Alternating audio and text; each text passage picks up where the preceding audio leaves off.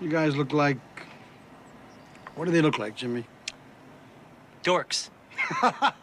They look like a couple of dorks. Get those birds! Nerds! Nerds! They're coming to get you, Barbara. What? Are you kidding? We got some family here. Can you dig it? Can you dig it? Can you dig it? You are listening to the In the Mouth of Dorkness podcast. Here are Brad, Lisa, Brian, and Darren. Welcome to another edition of the It Modcast podcast. Joining us is Brian Young. God, I love being a turtle! The Turtle Dork. There is only one war that matters, the Great War, and it is here. And also joining us is Lisa Gullickson. Quick, suck it before the venom reaches my heart. Wife Dork. Life is... No, I've got nothing. And Brad Gullickson. And for gosh sake, watch your language. That's not going away anytime soon. Mouth Dork. Now, if Two Live Crew has taught us anything, it's that horniness in today's society is out of control. And at one point within the next decade, mark my words, ladies and gentlemen, society will have reached something I call APAT. All porno, all the time. And I'm your host, Darren Smith. Warm. Warmer. Disco. The Disco Dork. My name is Horace. And welcome to the It Modcast podcast. Weekend Dork. Howdy, everyone. Hello. We've all had great weeks in Dork this week. Yeah. I agree. You can say that. Oh. No? Me and Darren have definitely nailed it. Brad. I had a pretty great week in Dork. Yeah. Well, Brian, let's talk about it. What the fuck happened? Well, I only got one thing to talk about, and that would be Game of Thrones. We've talked about it before. The review and reaction is on YouTube, but we haven't talked about it on the podcast. So because my weekend Dork was light, I figured that should take up most of my time. So yeah, season finale, Game of Thrones last week. The Dragon and the Wolf. So much goodness in this episode. We've talked about it before. Man, so many wrap-ups, so many resolutions, so many reunions. Just a lot of great stuff that we got in this episode. I guess starting off, again, like we talked about before, it's a lot of things with the Walking Dead. Don't do that. Don't do that. With Game of Thrones, it's like the walking and the talking. And we saw that in last week's episode, Beyond the Wall, and with a lot of stuff with Gendry, with Jorah, with Jon Snow. We get that this week with a lot of reunions, getting to see people like Podrick, reuniting with Tyrion, who was he was his former squire. And of course, with Brienne talking with the Hound, which was a great scene, and also seeing Tyrion reunite with Bronn, I thought was a great scene, just to see kind of like those interactions, and also just seeing finally Dany and Cersei coming face to face for the first time. I thought you were going to say Dany and Jon getting smashed. Well, that too. They did smash. But it was just an awesome episode. I mean, so many great moments. I mean, I think each character had a moment in this episode that I think a lot of people can really hang their hat on. Even when you look at a character like Theon and the moment that he had with Jon in the throne room at Dragonstone, I thought that was a really emotionally powerful scene, especially for me to see Theon's journey, where he is at that point in the relationship that he has with the Starks, the relationship that he has with Jon Snow and Robb Stark, and trying to kind of resolve those issues that have happened, because we've seen that Theon has had a lot of remorse and a lot of regret, not even to this point, but even before he started to get abused and by Ramsay. He started to have kind of regrets about the choices that he made. And so I thought that was a really great scene, especially the fact that him wanting to do the right thing by trying to save Yora, his sister, because she was the only one who tried to rescue him when Ramsay had him captured. And I thought it was just a great scene. And then the fight scene with him, and getting kneed in the nuts or the lack thereof. I thought that was an awesome scene. And the wall coming down, man. That was, we got to see Viserion the dragon, the dead dragon, and seeing the Night King riding. Oh, still hurts me. Still hurts to see that. But just a lot of great stuff in this final episode. I mean, I don't think there was a weak moment in this. Oh, and then of course, Littlefinger. I mean, just awesome to see that switch around. What happened with the whole thing with Arya and Sansa. Well, so let's start there. How do you feel the Arya and Sansa arc paid off? I mean, obviously it was a thrill to see Littlefinger get his comeuppance finally. Yeah, especially Arya taking the blade to his neck. But as far as being strung along pretty much all season with the two sisters bickering or at least being contentious towards each other. And I know Darren the entire time was talking about how Arya is playing the game. Mm-hmm. Did it feel like it justified everything for you for those two characters this season? I think it does. I think I would have liked to have seen it kind of played out a little longer, of course, because we have a shorter season. Just certain things kind of felt rushed as far as like their the progression of their story. Because I think the last time we saw them was probably that scene in the bedroom when Sansa finds the mask. So I guess at that point, as an audience member watching that, like, we don't know that the two of them may have been conspiring. I would say, and that's the thing. There may be some confusion as far as like, okay, were Sansa and Arya conspiring together against Littlefinger? Well, what happened was there's a scene that was deleted that they actually shot. Sansa goes to speak to Bran out by the tree. Okay. And Bran tells her everything. Like, hey, this is what I see. This is what's going on. This is what Littlefinger has done. Going like way back, like all of his dirt. Okay, so that's how Sansa finds out and understands that, okay, So that's weird. Yeah, I'm interested to find out why they would delete, because that seems like a pivotal scene to see, because I think without that scene you get a little bit, I mean, I still like the payoff of it, but I can see why some people would have confusion on, okay, why would Sansa make that? Well, and I said this before, I felt like it was implied to me, because every time something would happen regarding like when Arya was spying on Littlefinger, and then when they had the talk at the top of the when they were overlooking the courtyard, and also when Arya and Sansa had their talk, but when those scenes started, like, you can hear the ravens, like ravens was flying around. So I thought that, well, whatever the raven sees, then Bran is seeing. He's seeing all this stuff going on, so he has to know. And so I just assume that they're going to talk to him, like, because they're in Winterfell. I mean, they're in the same place. So I just assume that at some point, even off camera, just like how it's implied as far as like time lapses and people getting from this location to that location. So for me, I just assume, well, they're going to talk, and someone's going to tell them.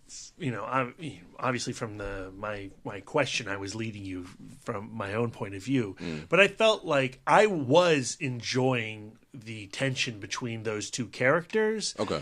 And,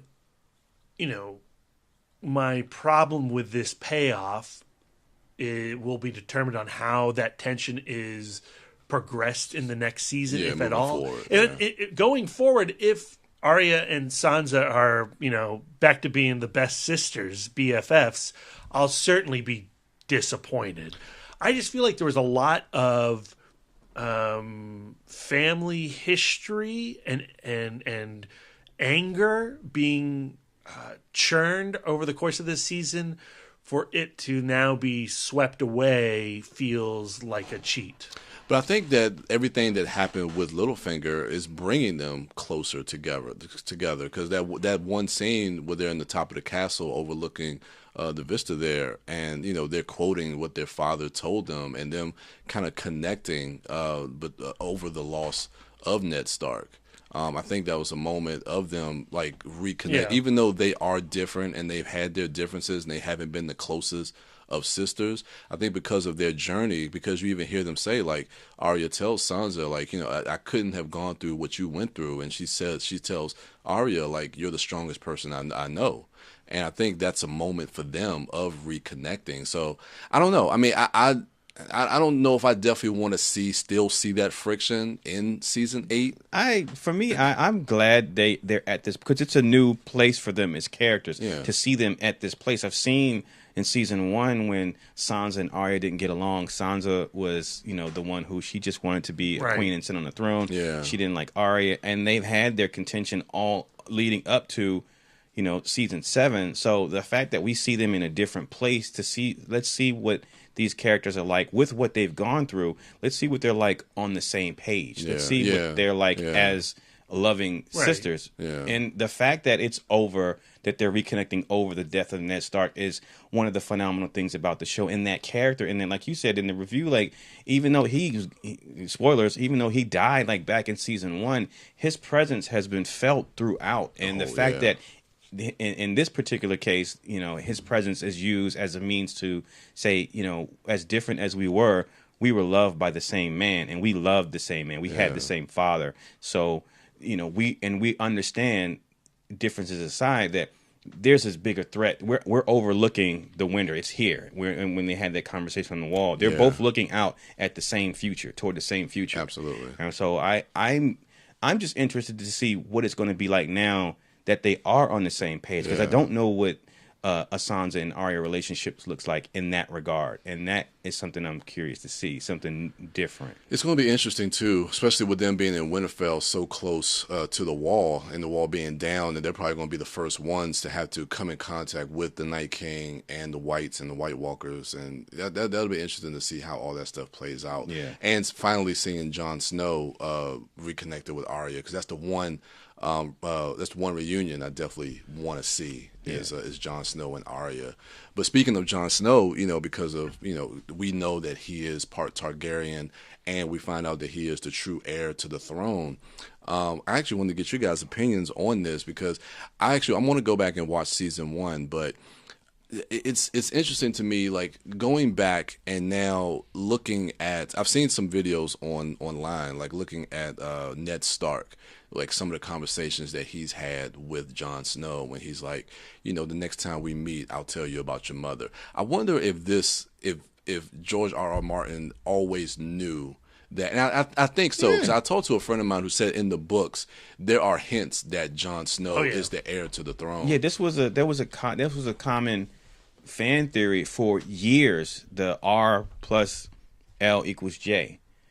So Robert, his mother's name begins with an L, and whatever. Lyanna. And then Stark, so that R plus L equals J thing, that's been for years, and that came from the people who had read the books, because in the books that's the case. I mean, it was always that. Yeah, basically, yeah. George R.R. Martin had always planned that Jon Snow is who he is. So, I mean, that's just interesting going back to season 1, even with Sean Bean playing that role, like, as a director, directing your actors, like him as an actor, does he know these moments when he's having these conversations with Kit Harington? Like, it's just so interesting to me that all this stuff was just planned out like years ahead, and knowing the whole thing that Ned Stark had to keep this a secret, even to his own wife, letting her think that he had a bastard son with another woman, because he knew the importance of not letting it known that Jon Snow was a Targaryen. And even how hurtful that is to Ned to see his wife hate Jon for unnecessarily. Yeah. And how hard that must have been for him. Yeah. I mean, it's epic storytelling. It's tragic storytelling. I mean, it's just absolutely phenomenal. Just the way they've, I'm really looking forward to the rewatch. Like, I'm going to watch every episode before the next season starts, which apparently I have some time. Yeah, you got about 2 years. Yep. It's gonna be a while. So, Danny and John. So, okay, like, where do we want that to go? a lot of people think that it can't end good. Yeah, I'm talking. What does Brian want? They're finally together. Yes, they're aunt and nephew. What do you want for this romantic couple? Because I've been following Dany's journey from the beginning. I want to see her on the throne. But Jon is, and it's so weird. Like I was telling you before, when I was binging the show, I wasn't really into Jon's story. Like when he was on the wall and he was, at Castle Black and stuff like that. It took a long time for me to like Jon. Yeah, long time. And then now seeing the arc of his character and his story come all the way back around, connected with Dany's story, and to know that he's the true heir to the throne. And I like Jon. I would love to see, but it's hard, like you say, in this world to see a good man sit at the throne. It's just something that I don't know can happen. But Brian, what do you want? I want to see Dany on the throne. You want Dany on the throne. I do. And so to make that happen, Jon has to be killed somehow, or No. Jon has to say, "I'm sorry, you take it." I think if he learns that he is a Targaryen and he's the rightful heir, I don't think he wants it. All right. So romantically, you want them to separate because of this whole incest thing? Nope. Because if that were the case, you would have said it. They look good together. Yeah, they did. The way that scene was lit, how they were just smooth in the beers. I mean, if Jaime and Cersei are fucking, and they brother and sister. Oh my goodness! Talk about a slippery slope. I mean, Slippery look, indeed. aunt and nephew, and they don't even know. How close is your relationship with your aunt? Not that close. Darren, your question. Obviously, Brian's down for it. What? He wants them together forever. What do you want for Dany and Jon? I mean, I want them together. Lisa's losing her mind over the Targaryens, the Targaryen race, from my understanding from the books, I mean, the incest was, inbreeding. That's normal for them. That's how you keep it pure.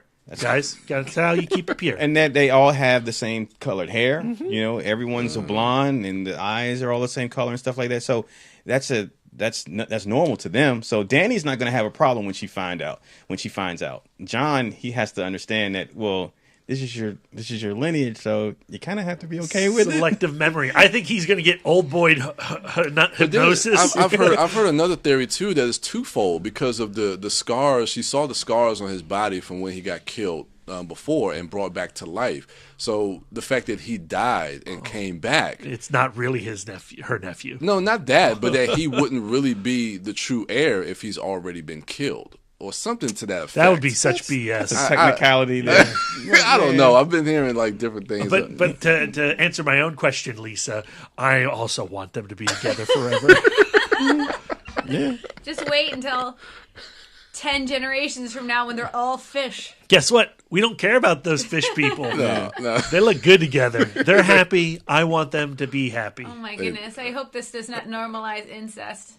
It's too late. No, It's too late. Yeah. I don't think this show is going to normalize incest. At least it shouldn't. I hope not. I don't know. There's studies that show that watching smoking in movies causes people to smoke. So maybe watching aunt and nephew love.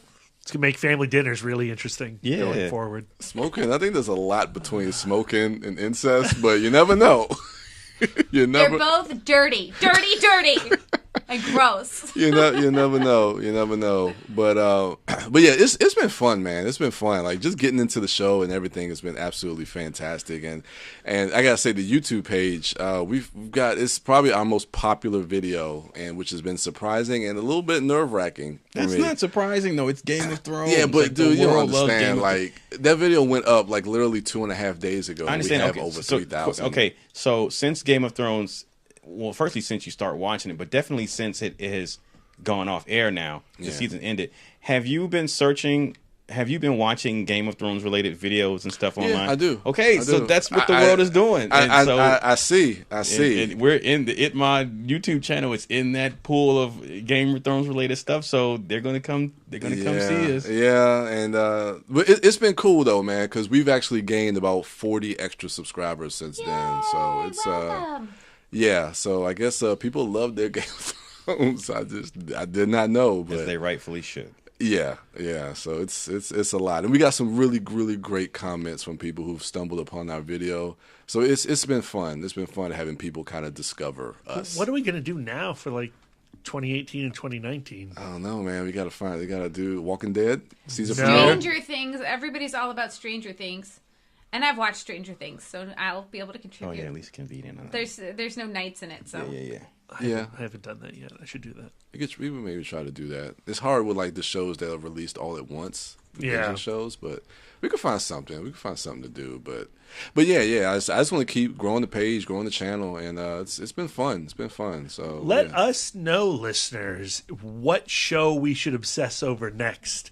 Should we do a retroactive Mike and Molly recap show? Just tweet us. Post in the comments below. I'm not even sure what Mike and Molly is. I don't know what that is either. I don't know.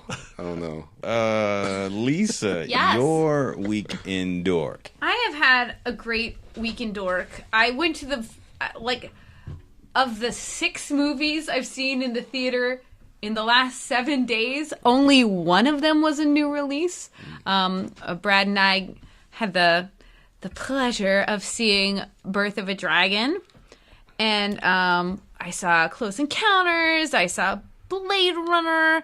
Brad and I did the World's End beer dinner. Scotch eggs for the win. Yes. So I've had a great week in the theater. Death Race 2000, Lisa. That's right. Is that all I saw? The Monster Squad. The Monster Squad. Yep. Saw everything. Yeah. It's been a great week. But I have kind of an announcement. I guess it is an announcement because I'm announcing it, and that makes it an announcement. But I am now a contributing reviewer to the After Movies Diners website. So those faithful podcast listeners, you know already that the After Movie Diner podcast by John Cross is amazing. They just interviewed Bruce Campbell. Bruce Campbell. I was like, Steve Campbell? Who's that? I don't know. I'm just making up names. Bruce Campbell, and that's amazing. And he's trying to, and succeeding in, growing the site. So my first review is up, and it is a review for the very first, historical first, Austrian zombie movie, Attack of the Lederhosen Zombies. Lederhosen? Lederhosen Zombies? Look at poor confused Brian's face. Lederhosen? What is that movie? After Movie Diner really specializes in the B movie, the genre movie, and this Attack of the Lederhosen Zombies definitely falls under that umbrella. And it also, almost in like It Mod homework style, falls out of the realm of what I would watch generally. But when I had my choice of screeners, there's just something about this title that just jumps out at you. Because, you know, if you're going to pick like an article of clothing that is like the least threatening article of clothing, it would probably be the Lederhosen. Like, you know, how scary can you be when you got those the double straps going on and the shorty shorts? Yeah. How was it? It was really cute, actually. I ended up really enjoying it. It's definitely it's definitely not taking itself very seriously. It is a comedy film. I describe it as Night of the Living Dead meets Better Off Dead. Oh, yeah. Why my $2? The story is there is this ski resort owner named Franz, and he's really concerned about the impending climate change. So he needs a way to create snow no matter the weather. So he finds this chemical and that makes snow, and it's like, you know, like bright green and steaming and super ominous. Yeah. And so he has his Russian investor there, and he's showing off his new like chemical innovation to create year-round skiing, and he accidentally blasts Mr. Chekhov in the face with it. Whoops. Inciting a zombie outbreak. Now, not only should you guys be proud of me that I am writing again and back on the internet sharing my thoughts, but the first 10 minutes of this film were like super vomity. Like, I don't know. If it wasn't like homework, you know, something that I was doing for a thing, I would have not continued watching it because it was just like really gross. But like everything in this movie, it's like telegraphed, like you know that it is coming. Yeah. So I it's nice when you're watching it on a laptop because you know when it's going to happen, you can just cover up the screen with your hand and yank your headphones out. Yeah. So I did, you know, I guess I didn't watch the whole movie because I did cover up and did not listen to that part. But meanwhile, they're like these 3 characters and they're over the peak in this helicopter and they're about to do this, like shoot this promotional video for the resort. And they do like, so it's these 2 guys and then Steve and Josh. And then Steve's girlfriend manager has gotten them this gig. And so she's saying things like, you got to take this seriously. Don't pull another stunt like you did last time. And of course, he pulls a stunt, and when he's going down the hill, he like disappears for a few seconds, and then when he pops back up, he's completely snowboarding, completely nude.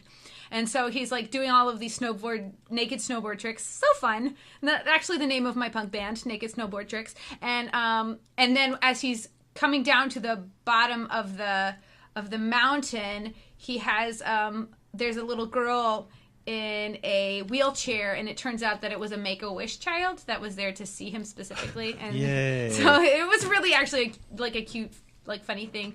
But they end up going to the ski resort. And so when the zombie outbreak happens, it's these 5 characters. So it's the 2 snowboarders, Branka, the now ex-girlfriend and manager, and then Franz, the resort owner, and Rita, who owns the tavern of the resort, and they're like the little group that has to like stave off the zombies. So it's definitely like really self-referential and goofy, but I ended up finding myself like really engaged with the characters and engaged with the story. Like Josh is like the sweet one, and Steve is like the reckless one, and you know, with Steve and Branka is the girl's name, they're like trying to like he's like, you gotta loosen, it's very like Grease is the word, it's like, lady, you gotta loosen up, and gentlemen, you gotta take life more seriously. There are zombies everywhere.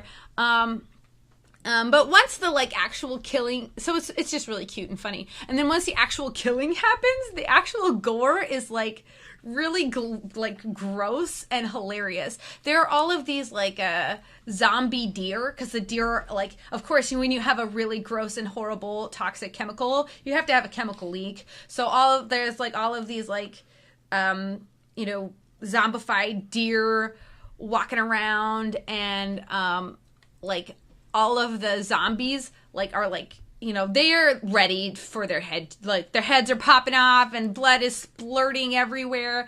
There's a lot of internal organs, which I feel like I don't see that much. Like generally, you know, like there's at one point there's like this, like right after the zombie outbreak happens, there's like this guy in this, like they go to hide in the bathroom, and there's a guy already in a stall, and so they go into the next stall, and the zombies come in and they just unzipper him like a coin purse and just start like pulling shit out, and there's like this amazing like overhead shot. He's like, oh, and all of his shit is coming out. Like the actual like practical effects and makeup is actually really amazing. The makeup is really consistent and really good. All of the internal organs, you know, are recognizable. Yeah. Anybody who's ever looked in like an anatomy book. There's like, but like at one point, like, but there's not always like logic to the way that they die, but it's always fun. So like there's like one death where a zombie gets like opened in the abdomen, and so like his intestines fall out, which is normal. But then, like, shit keeps falling out. So then all of his other organs fall out. And then finally just his brain falls out. And then his eyes fall out right underneath the brain. And then Rita smashes them. So it's just, like, really super cartoony violence. Yeah. There's a dance number. And not the zombies. I wish the zombies dance. But there's dancing around the zombies. And then the climax of the film, spoiler alert, but I mean, it is, it takes place in the Swiss Alps. And it's about snowboarders. So the climax of the film is Steve like snowboarding around and smashing zombies to the Strauss song the Blue Danube, da da da da da ba ba ba ba, and he's just like flipping and doing tricks, and like zombie heads and parts are like popping up and splashing around. Like, so it's like super goofy. Yeah. And I think that it helps that everybody has a really fun, hot Austrian accent. That doesn't hurt. What else? You make me want to watch this movie. I'm telling you, it's really dumb, stupid fun. Like, my recommendation is to watch the trailer first. And if you watch the trailer and you go, this is a bad movie, I'm not gonna like it, then don't watch it. But like, when you go to this movie, you're like, it's called Attack of the Lederhosen Zombies, it's going to be stupid. So you really have to be in the mindset to just laugh and have a good time and watch something stupid. And sometimes that's exactly what you want. Does it live up to the title of Lederhosen Zombies? You're setting me up. Oh, you're setting me up. There's actually only like, I've read the review. It's really good. Thank you. You'd think with a title like Attack of the Lederhosen Zombies, all of the zombies would be wearing lederhosen, but really, like, in the credits, they say that there are 2 lederhosen zombies. I didn't see any lederhosen. I'm sure somebody was wearing some. A lot of them were like wearing jackets and stuff. I definitely saw a dirndl. So I don't know if they're trying to pass off like dirndl as a lederhosen. What's a dirndl? Dirndl is like a little dress. It's like boys would wear lederhosen, and a girl would wear a dirndl. Got it. It's a lady lederhosen. If you were in 10th grade and in a production of Sound of Music, you would know that too. You would know the difference between a lederhosen and a dirndl. But I recommend it, and I definitely recommend going to aftermoviediner.com and reading my review. I know I'm biased, but I really enjoyed reading the article. Thank you. I thought it was pretty darn fun.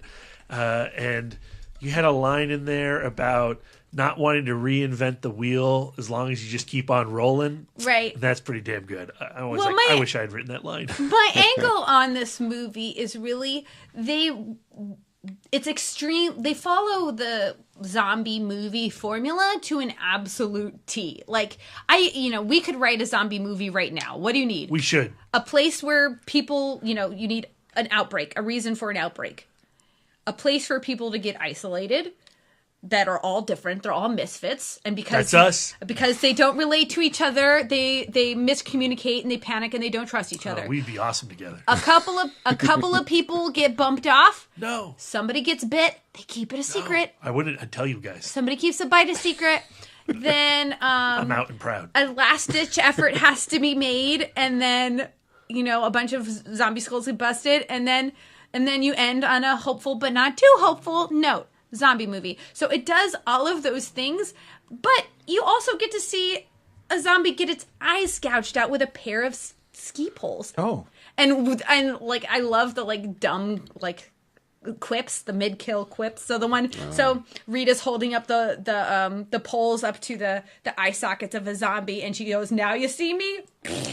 Now you don't." And I'm like, yay! It was definitely like it was fun to sit on my couch with my headphones in, the lights out, and just watch something just really stupid and just escape the world for a while. Yeah. All right. So I recommend the movie, and check out my article. I do refer to one of the scenes as the most elegant thing to come out of Austria since Klimt's gold period. Jesus. Yep. So, yay. Well, is that all that you want to talk about for your weekend tour? I definitely want to like celebrate the return of the feast at Alamo One Loudon.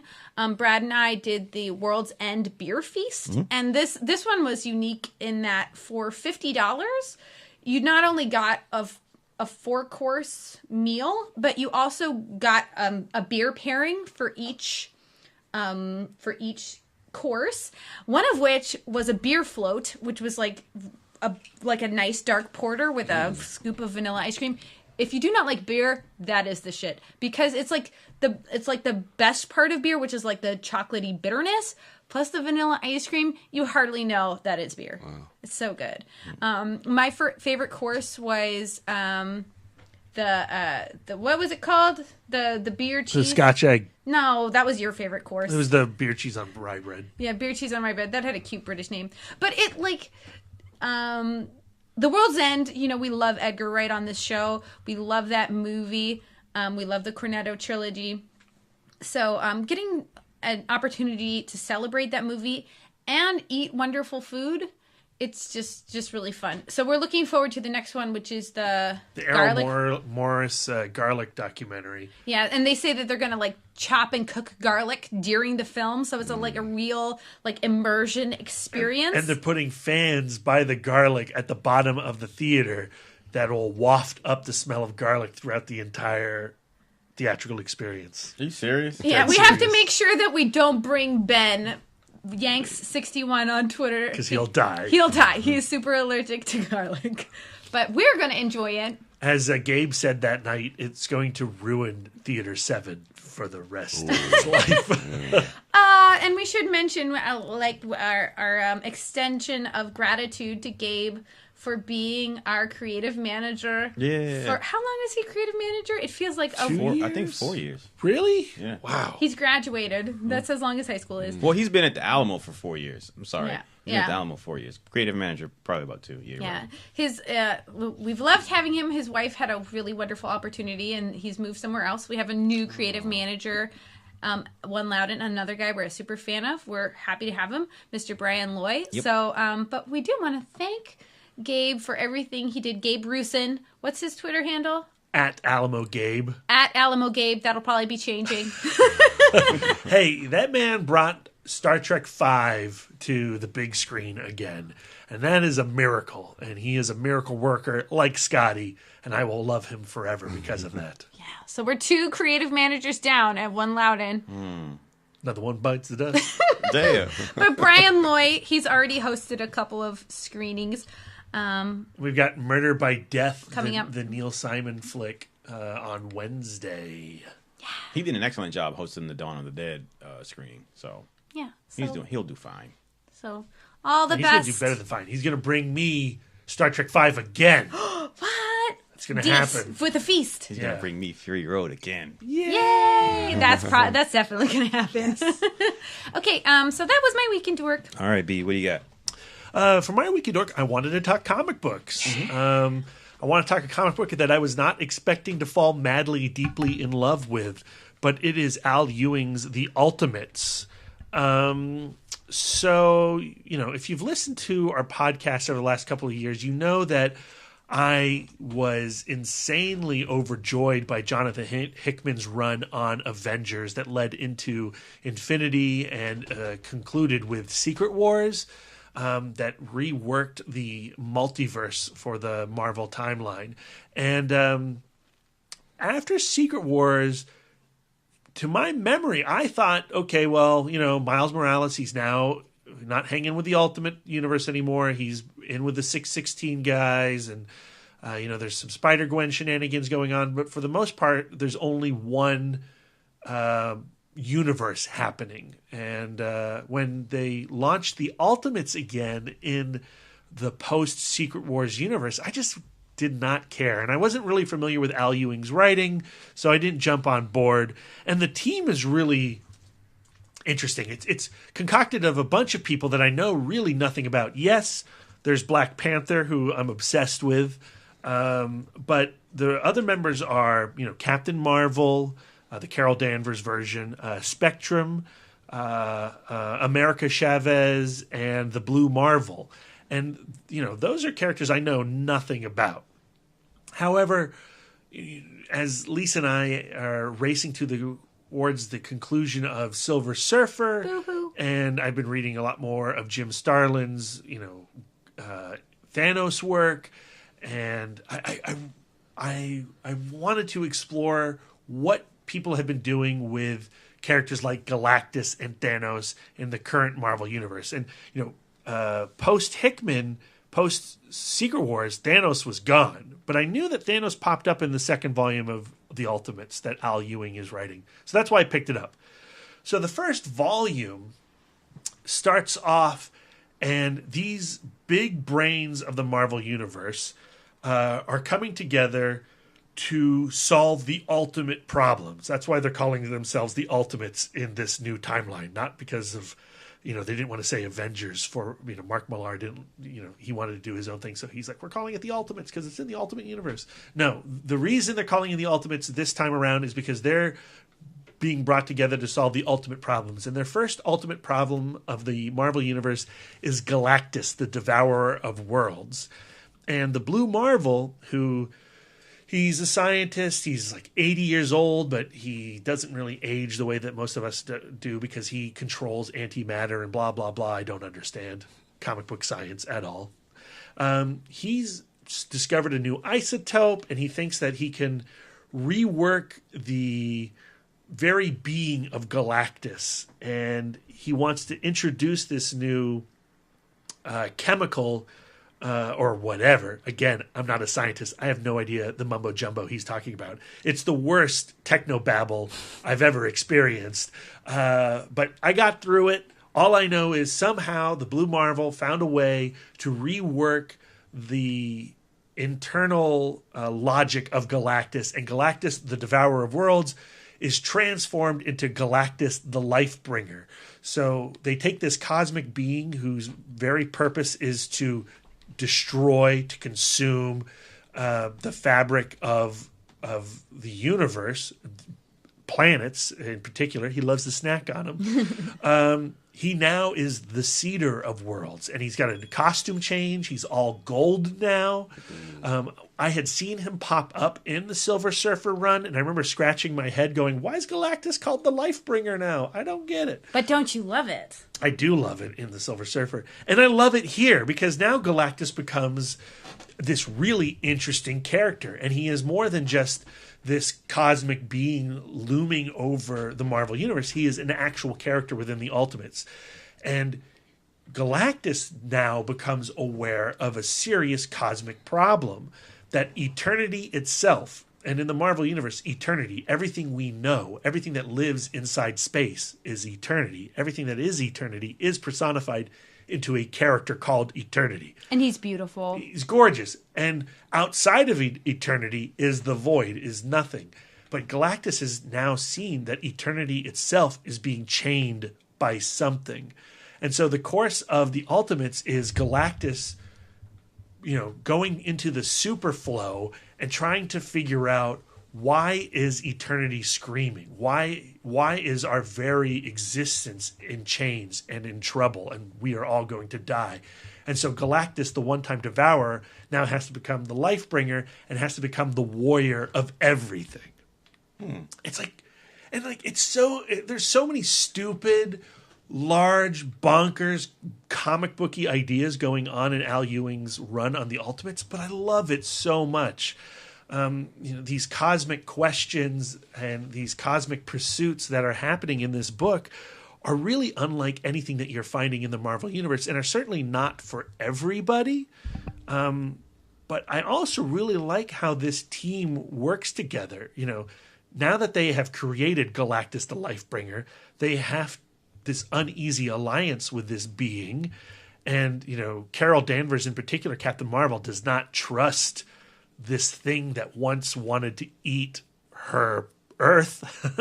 And, Black Panther, T'Challa, he's actually connected his mind with Galactus, and he has also seen beyond eternity and knows that there's something amiss, and that the personifications of order and chaos are extremely pissed off that the one-time devourer is now the Lifebringer, and they want to bring his existence into trial with the Living Tribunal. And they put Galactus on trial and say, you have to revert back to the way you were because that was the order of things. That was the chaos of things. And Galactus is like, no, not going to do that. And when the Living Tribunal sides with them, the Living Tribunal gets murdered. And then you're like, wait, hold on. The Living Tribunal represents all that is justice and law in the universe. And how can anything exist without justice and law? Oh, no. Cosmic comic book wackiness. I love it. And you have now, why I want Lisa to read it, is these events that have been happening in Silver Surfer, which is a much more whimsical comic, are being explored by Al Ewing in a very serious Marvel universe way, and the ramifications of things that we saw with the Never Queen and Glorian and the Shaper of Things are having deep effect in the cosmos in Marvel Comics. And I think Lisa would get a super kick out of that. I'm super stoked. It's a lot of fun. Now, there is a problem. It's 3 volumes so far. The second volume ties in with Civil War II. And whenever a comic has to interact with a larger event, it's always crap. And it's so frustrating that this massive Galactus storyline, which really should be the biggest storyline across all of Marvel Comics because of the implications of if they fail here, everything will be over, should outweigh some petty squabble amongst the superheroes. But because the MCU is promoting Civil War, the Captain America movie, all of Marvel Comics have to promote Civil War II. And so this squabble completely derails the Galactus storyline. And when Thanos steps out from the void and back into eternity in Volume 2, I was super excited about it. But Thanos is used as this really lame catalyst for Civil War II. And those events actually are happening in the main miniseries. So you don't even see them in the second trade paperback of the Ultimates. What you get in the second trade paperback of the Ultimates is Captain Marvel and Black Panther shouting at each other for 5 issues. And it's super frustrating. And the art is changing almost by a page basis.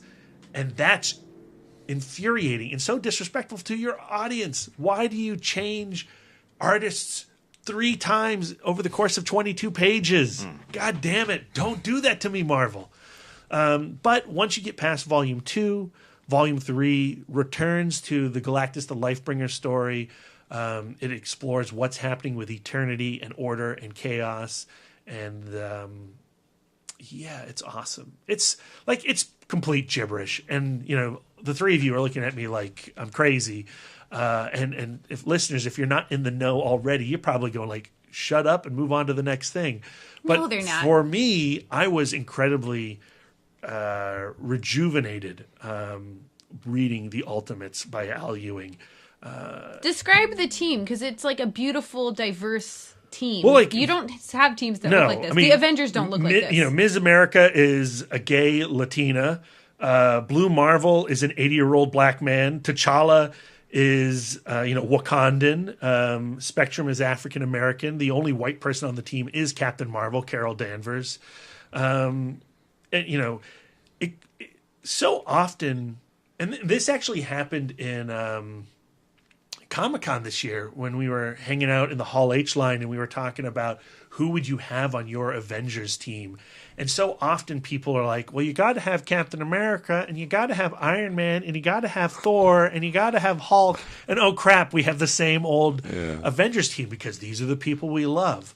But in the last few years, especially after Secret Wars, and even in Jonathan Hickman's run, he really shook up what it meant to be the Avengers. That it didn't have to be the original 4 plus Captain America and Black Panther, and what Mark Waid was doing with all new, all different Avengers, bringing in Sam Wilson, Captain America, and Ms. Marvel, Kamala Khan, and Jane Foster, Thor, and Nova, and people like that.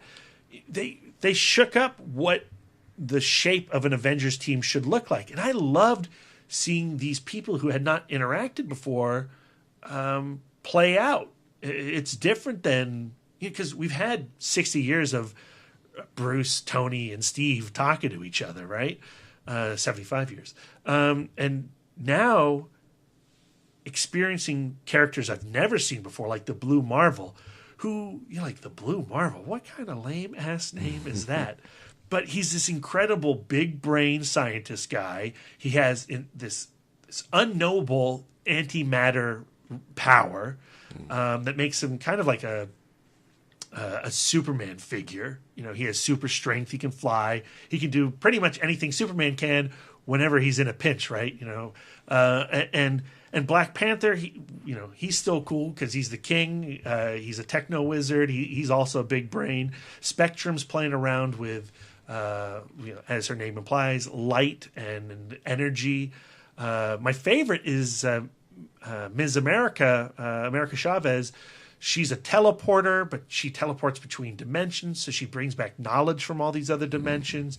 She's seen all the bad outcomes of our lives. She's seen all the good outcomes of our lives, and she's trying to steer this reality into, a balanced equation. And as the series progresses, Captain Marvel starts off as the leader of the group, but because of the politics of Civil War and what's happening in the United States, she can't lead the team really any longer, and Ms. America has to step up. And she's also incredibly young, so it's interesting to have such a novice as the leader of the group. And what Marvel has done in showing you a new face to their power players, I think, is really exciting, because you don't know how these people are going to react with each other, or how they're going to react to Galactus or Eternity or what have you. Every issue you really can't predict outside of your normal confines of genre storytelling. Unfortunately, it does feel like that Marvel is stepping back a bit. They are going into this new Marvel Legacy Generations storyline, and I'm afraid that they're getting rid of Jane Foster Thor. They're getting rid of Sam Wilson Captain America. They're making him the Falcon again, Steve's Cap again. Odin's son is Thor again, and that the Avengers will be the Avengers again. Like all comic book things, it's everything has to revert back to the way it was. But for like the last 4 years, it's been really interesting seeing these diverse characters interact with each other, and I don't know why. I do know why. The reason I didn't pick up Ultimates originally is like, well, who are these D-level superheroes, and why do they have their own book together? That's why I didn't pick it up, because I didn't recognize any of them. But I'm so glad that I did. It's a ton of fun. And it's just super cosmic. If you watch Guardians of the Galaxy and you're like, what's a celestial? I'm curious. Pick up Ultimates #1. I'm super stoked to read it. I'm going to need more to read once Silver Surfer ends. When Brad and I both read this last issue of Silver Surfer, like, he read it and was like crying, and then I read it and was crying. The story, the love story between those two characters, and how his powers and her generosity complement each other so completely has been like so beautiful and so moving to me. So anticipate like some major Silver Surfer comic talk when that last issue drops, because I'm gonna be like Brian post Game of Thrones times 10. I'm gonna be major sad face. Aww. I'm excited about when they introduced Guardians of the Galaxy and the Marvel Cosmic Universe. There's so much potential for the weird, right? Going beyond the spandex punch-em-ups that really centered phase 1 and 2 of the MCU. Yeah. I'm really excited to see Infinity War and to see Thor Ragnarok embrace cosmic characters and cosmic ideas that sound silly, that are filled with techno babble and a bunch of jargon just to make the plot work. But That's comic I books. want to baby. see the Never Queen. I want to see Eternity. I want to see things like Ego in Marvel Phase 5 and beyond. Let's get nuts. All right. That's sorry it. That's it for your weekend dork. Well, no, I mean, All right, my weekend. Oh no, wait, you I got mean, something else? As Lisa mentioned, we did go see Birth of a Dragon. I tried to convince you, Darren, to see Birth of the Dragon, but you flat out refused. Yeah. More on that in a moment as to why you flat out refused. Yeah. But as you may or may not know, Birth of the Dragon is the origin story of Bruce Lee as the legend we know today. A fictionalized origin story of an actual guy. It's tenuous. If you go and listen to our homework cast episode that's going to drop on Wednesday when we talk about Domino and how it's based on a true story, ... sort of. That's kind of what Birth of a Dragon is too. It has a big time fanfic feeling where somebody read a sentence about Bruce Lee and was like, "This is how I imagined it would go." So we this year just completed a 6-part series called the Itmod Spotlight, in which we tackled every Bruce Lee film available to us. And I know for myself, I fell in love with Bruce Lee in a way that I was not anticipating. Before the Itmod Spotlight, I loved Enter the Dragon. Yeah. It's a badass action film.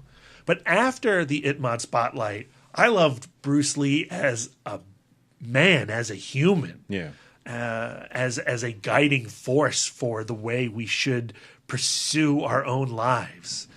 And one of the interesting stories that I discovered was this fight that occurred when he was in San Francisco in the early 1960s, and he had his own dojo and he was teaching Kung Fu to Westerners, and how the Chinese community, or some members of the Chinese community, did not like the fact that he was spreading Chinese tradition to foreigners.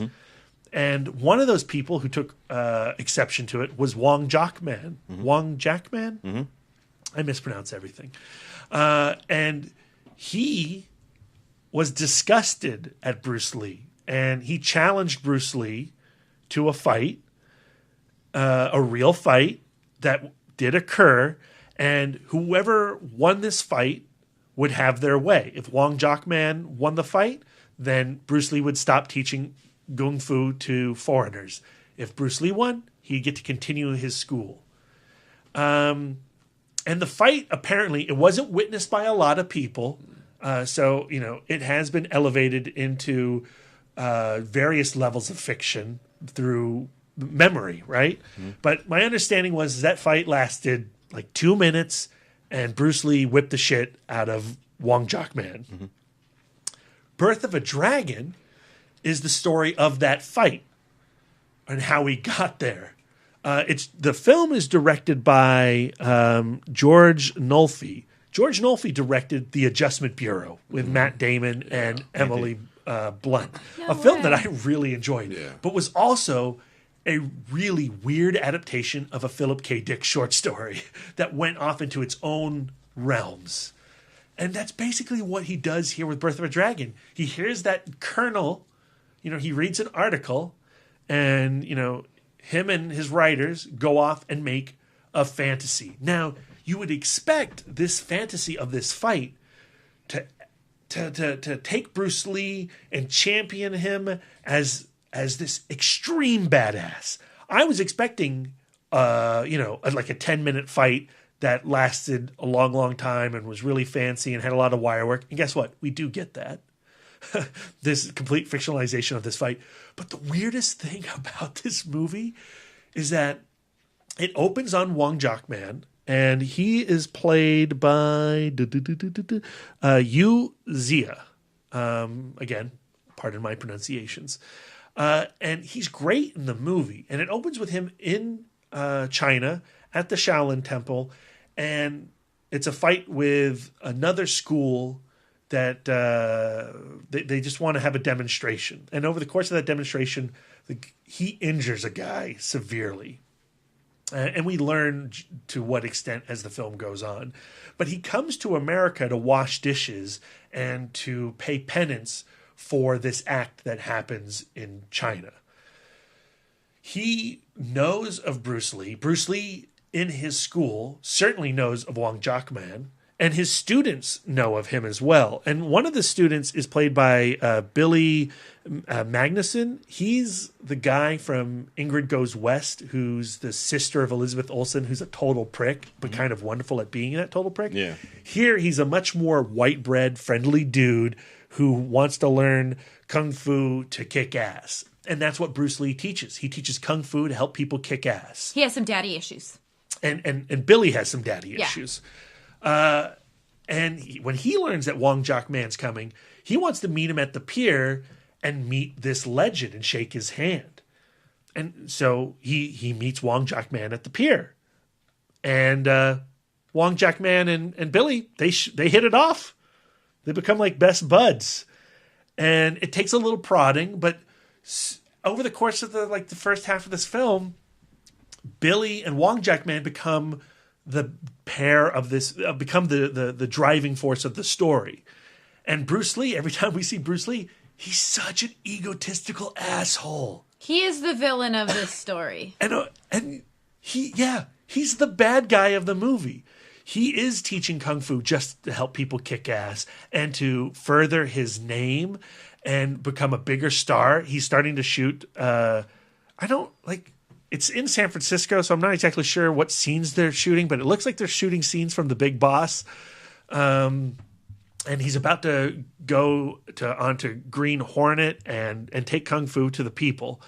And Wong Jackman is really concerned that the type of kung fu that he is bringing to foreigners is one that doesn't come from the life force, but comes from the death force. And this really, really bothers him. But he's not interested in fighting Bruce Lee. The only time he becomes interested in fighting Bruce Lee is when Billy, what's his character's name? Steve. When Steve's new girlfriend, who washes dishes for the local gangster lady, when her life is put into danger and he wants to take her out of this terrible environment, but the local gangster lady, the triad lady, won't let him do that unless he convinces Wong Jackman and Bruce Lee to have a fight. And if they have a fight, he'll let the girl go. And so that's the origin of the fight. You should see Darren squirming as I say all this stuff. But Wong Jackman and Bruce Lee, they have this 10-minute fight that goes up a staircase and down a staircase, and there's flying kicks and wire work, and it's ludicrous. Kind of fun. Yeah, it is fun. And there's they each have a stage where each of them has the upper hand.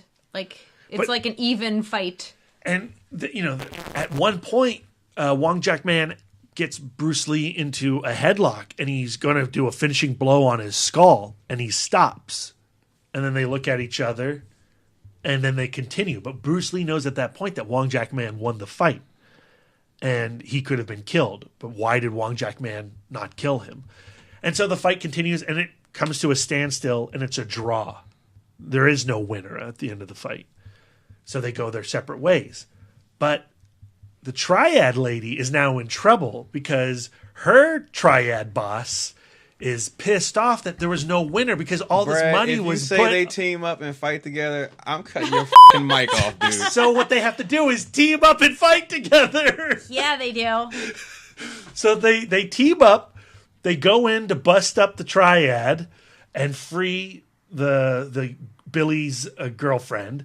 And they get up finally. They climb the levels of this fortress, and when they get up there, the triad boss man is like, "Look, we'll let this girl go, but one of you has to say you're the winner." And Wong Jackman's like, okay, I lost. And he's like, Bruce Lee, you agree to this? Bruce Lee goes, yeah, I won. Except all the girls have to go. You have to disband your prostitution ring for this fight. And the triad guy goes, yeah, okay, I'll do that. And so, because of their selfless act, they free all the women from the prostitution business. And then from that fight, Bruce Lee is then inspired to not just become a star, but become a legend and fight from not just the desire to kick ass, but also his soul. Well, and he discovered when he got trapped in a headlock that he was relying too much on style, that Kung Fu was a trap, and that he had to come up with a new style, which was Jeet Kune Do. And that is Birth of the Dragon.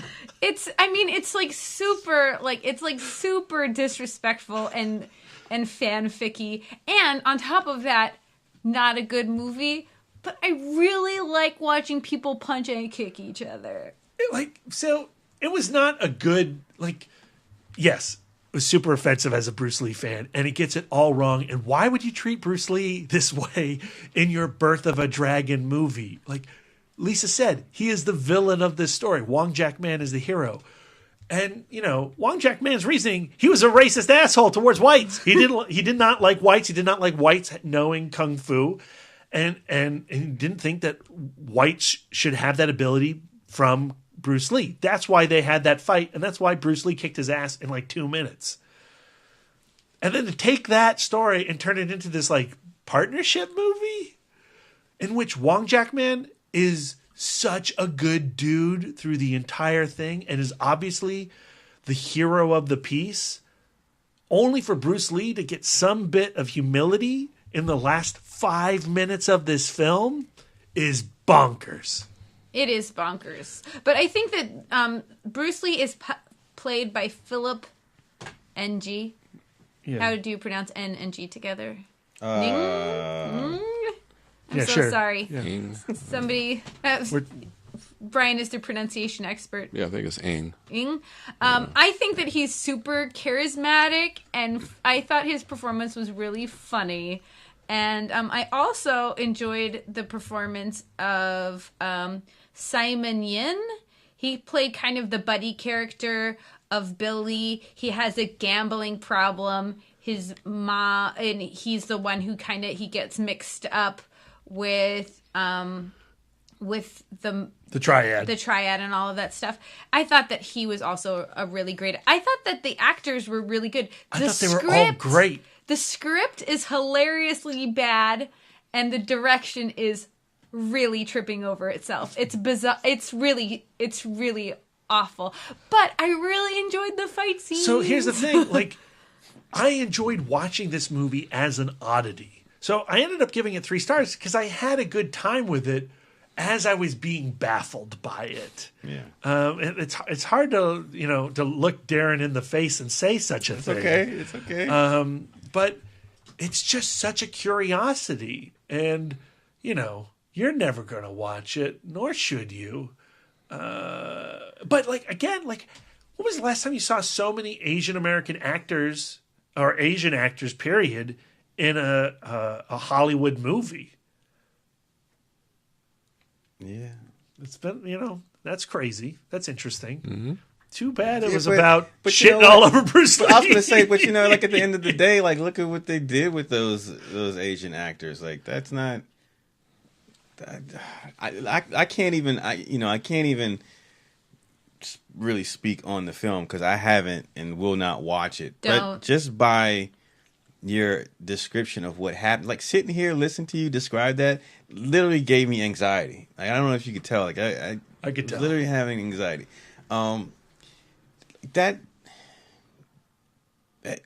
I don't know what that process was or why that director took that job or what the ideal was as far as why make this movie. But to me, it seems, I don't know, there was some controversy around the movie because initially the rough cut of the film that screened at a festival last year, the way that film was put together made it so that kid, Steve, was the star of the film. he was the centerpiece of the film. At times, he really, really is. And then it was highly criticized, so I guess they went back and redid some stuff or re-edited it or whatever.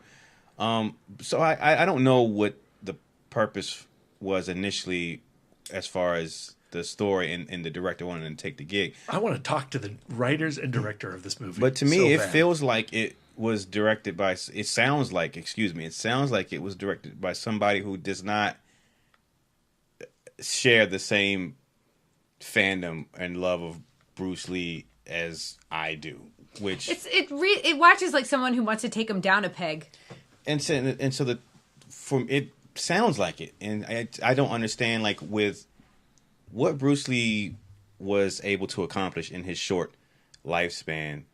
There's nothing, in my opinion, there's nothing that needs to be added to make for a compelling story. I mean, and you can go to any one point in his life and find something that would be fascinating to watch, adapted to a film. This particular situation, the issues that he went through in San Francisco, and dealing with Wong Jackman and how that came about. I mean, you could do the film like verbatim of the truth to what that was, and it would be an interesting story. It won't paint a good person versus a bad person, but what it would do is it would just go on to show just how complex and just what a fascinating person Bruce Lee was, because prior to him having this fight and going on to create Jeet Kune Do, he was not teaching kung fu just to kill people. I mean, there was a discipline. So there's a scene in this movie where they go to Bruce Lee's studio, and the moves he's showing them, they're, with each punch, they're saying, kick ass, and he is leading a group of men into an exercise in which everyone is just screaming, kick ass, kick ass. Why are you're just telling this to hurt Darren? No, I'm just saying, it's like, fucking weird. It is weird. I don't understand, like, why you would have to show that, because he would go to teach martial arts for self-defense and also for discipline and everything else that comes with centering yourself. Even before Jeet Kune Do, like, Jeet Kune Do wasn't the beginning of Bruce Lee's philosophical nature and endeavor into martial arts. But I mean, that he would do that, when he was teaching Steve McQueen and Kareem Abdul-Jabbar, like, martial arts, when he was giving them classes. So the Jeet Kune Do wasn't the beginning of that. I mean, he was teaching martial arts and how it was taught to him.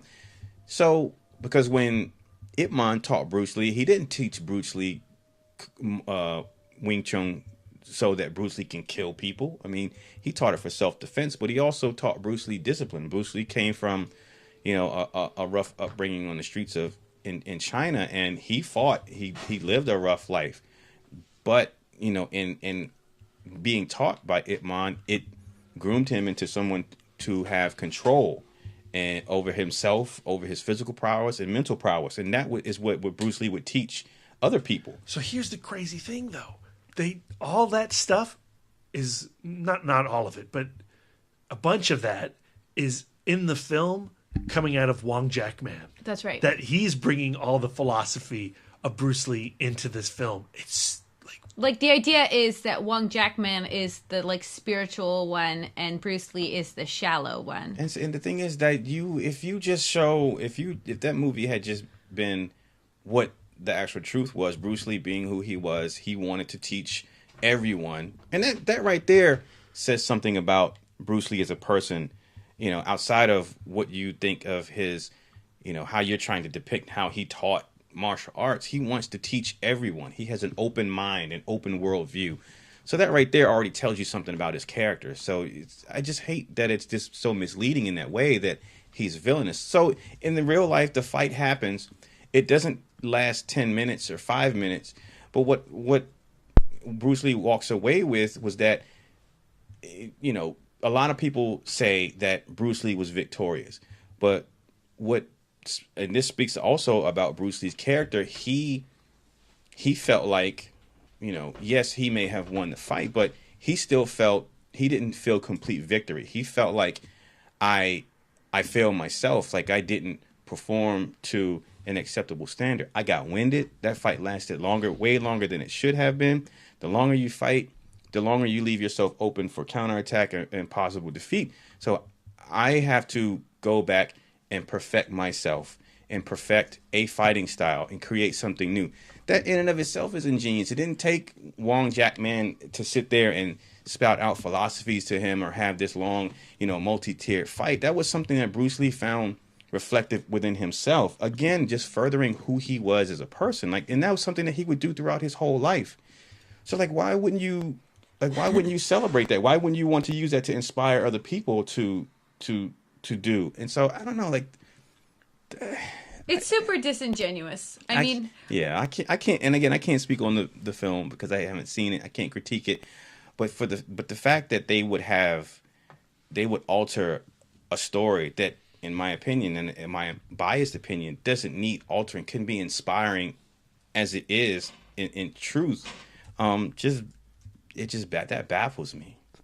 And Bruce, and we talked about this on our ItMod Spotlight, and I've just talked about it here. Bruce Lee is such a distinctive personality in and of himself that, for me, I can never see, when Dragon, the Bruce Lee story, came out, and that's how I was even way back in the early 80s when I was watching all those movies post his death with Bruce Lee and all these other people who were not him, who were trying to act like him.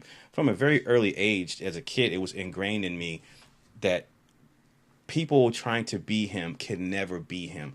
And the reason is the personification of Bruce Lee's characters on screen were because they came from such a unique individual in real life. So what we got from his characters on screen were only because of who Bruce Lee was as a person. So there will never be someone who can be on screen and match that, because there will never be another person like Bruce Lee. So it's just hard for me. I can't watch other movies like Dragon, the Bruce Lee story, or Birth of a Dragon and see Bruce Lee, because you're just only doing mannerisms, but you're not matching who he was as a person. And so, and that's not that's no one else's fault. You can't be Bruce Lee, and there's a reason why he's held in such high esteem, because he was such a unique individual, a unique human being. And so, it's for me, it's just hard. It's just hard for me to watch stuff like that. But then when I hear it's done in this way, I definitely, I can't do it. I won't even put myself in that situation. I can't. Did kind of make me want to take martial arts, though. I don't know. I feel like my chi is all effed up. So, here's where I gained enjoyment from it was, the oddity of it, sure. But also, it's not like the fight choreography was stunning or amazing, but it did remind me that I miss watching dudes just clash.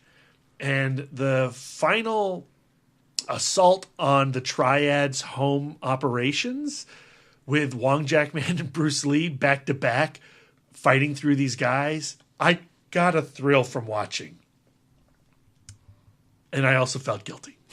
I mean, because they were great martial artists, I thought. I mean, it was beautiful to watch. It was very well choreographed. Though there is this one point. Tell him. I love this moment. And I think you don't like it, but I actually love this moment. I think it's hilarious. So it's supposed to be a callback to when they had their Wong Jack-man and Bruce Lee had their main fight, and Wong Jack-man did this 18-foot jump and lands on his feet. They go up a staircase to nowhere, and Wong Jack-man jumps down and levitates down. He levitates down. That's where the wire work comes in. And then Bruce Lee, that blows Bruce Lee's mind, and then he jumps and he achieves the same jump, and so therefore he's his brain is opened up to a whole new level.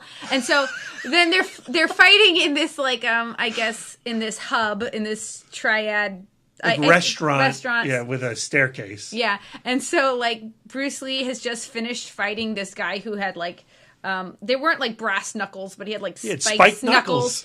And Bruce Lee kicks his ass, and then and meanwhile Wong Jackman is fighting somebody downstairs, and then Bruce Lee finishes the fight, and then he does like this beautiful jump off of the second floor onto the ground, and he gets this like real approving look from Wong Jackman. But then they both just walk up the stairs, so there was no reason for him to jump downstairs.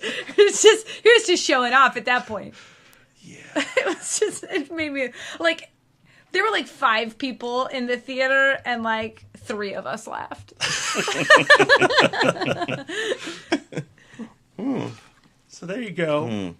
I know what to get you for Christmas, dude. Oh man, I would never inflict that on Darren. Like I don't see like if you wanted to do like this kind of story, you could have just not made it about Bruce Lee. Thank you. Yeah, that's the thing. Is like if you really want to honor the dude, yeah. There's no reason for it to be Bruce Lee. So. Yeah. I just felt like it was written by guys who were like, man, Wong Jackman got a bad rap. We're going to show the world how he was the righteous one. I don't know. It's ridiculous. But I really enjoyed Billy Magnuson's performance. I liked all of them. I liked all of them. It was a great cast. It was a bizarre time in the theater. It was fun. I've been using the word bizarre too You know much. what's interesting is, just looking at IMDb here, but the writers on it, Christopher Wilkinson and Stephen Revell, they have written, what have they written? They've written Ali for Michael Mann. They wrote Miles Ahead, the Miles Davis movie. They wrote the chess film about Bobby Fischer. I love that movie. It's really interesting. Searching for Bobby Fischer with no. It's not Searching for Bobby Fischer. I like Searching for Bobby No, Fischer. you don't. You like the one with Spider-Man in it. It's one No, I don't. That's not Tobey true. Maguire. Yeah. No, I like the original one. Well, that the one's not Tobey about Maguire Bobby one. Fischer. Oh, never mind. Anyway, they've written a bunch of bio. That Bobby Fischer, the Tobey Maguire Bobby Fischer movie was not good. Oh, but you did see it. I did see it, and if you can find that episode, you'll hear me shit on it. It's not a good movie. Well, it's from the same writer. They also wrote Nixon. Well, there you go. They wrote the Beethoven movie. Like these are The weird. Dog? Beethoven? No. Interesting group of films that they've put together of varying degrees of success. Okay. All right. Do we need to take a break, Darren? Do you have to take a deep breath before you do your weekend dork? Nah, to get the rage just- down, to get your chi back in alignment? I think if I just talk about other good films, then I'll recenter myself. Yeah. So I, like you, Lisa, I've been fortunate enough to check out a bunch of older films on the big screen. Doesn't it feel great? It does. This year alone, just past August, I just posted about this. I saw more older films in the theater than I did new release films by a pretty decent margin. The most 2 recent ones I saw, I talked about my last weekend dork. I talked about my rewatch of T2 theatrically. Yeah. And following that, I got to see, in honor of the recent passing of George Romero, the Alamo Drafthouse hosted a screening of Dawn of the Dead, and I had not seen this film quite a while. I have as an adult now, I watch zombie films all the time and I have no problem, but as a kid as a kid and as a young man, I had a real fear of zombie films, or just the idea of being in a situation like like Attack of the Lederhosen Zombies, where you Yeah. unzippered like a coin purse and they pull all your bits out. Yeah, well, just the idea of society going to hell and the dead walking, and then the scenarios that you find, those things that you outlined in your review in that article, Lisa. Just those staples of the zombie subgenre, where you're holed up in a place and you're eventually surrounded and overrun by zombies, and just this feeling of either helplessness or just this